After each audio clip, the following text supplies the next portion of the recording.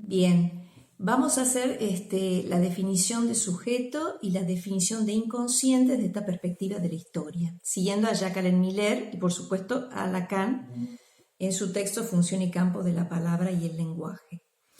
Entonces, ¿qué dice Miller? Dice que el sujeto lacaniano se distingue del individuo, que no es el individuo.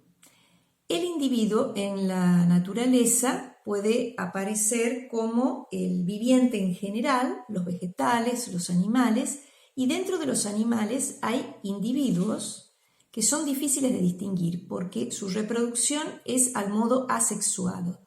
¿Esto qué quiere decir? Por ejemplo, la ameba o la hidra se reproducen dividiéndose, ese mecanismo se llama fisión, o por gemación, es decir, con una protusión que le sale de ese cuerpo individual y se desprende y tenemos un nuevo individuo.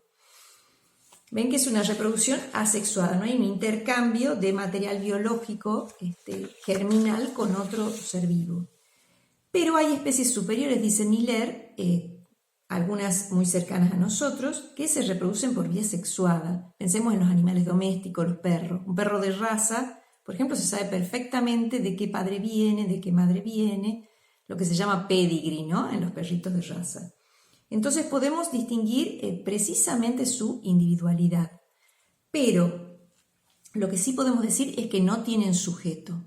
Pueden comunicarse con nosotros a su manera, tenemos una relación afectiva, pero no tenemos sujeto. ¿Por qué?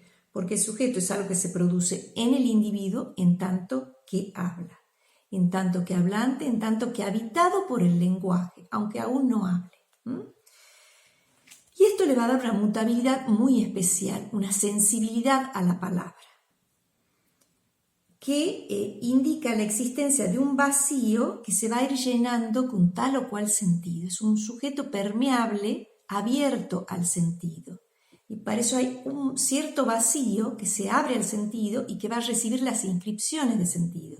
Y el trayecto de esas inscripciones de sentido va a conformar la historia de ese sujeto.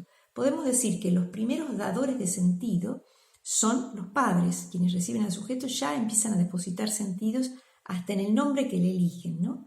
Porque me gustaba mucho ese artista, porque me gustaba mucho esa actriz, porque yo quería que sea como mi tío, a quien quería mucho. Allá empieza a depositarse sentido en ese vacío abierto al sentido, que es el sujeto semántico. Este sujeto semántico es sujeto de la falta en ser, sujeto camaleónico, permeable a la interpretación, es el que el psicoanálisis va a intentar transformar. El psicoanálisis no transforma al individuo como un organismo vivo, sino que transforma al sujeto. Pero la transformación de ese sujeto también anima y modifica en algún punto el modo de vivir ese cuerpo. Se lo puede vivir con más alegría, con más placer, con menos sufrimiento, con más entusiasmo, con deseo.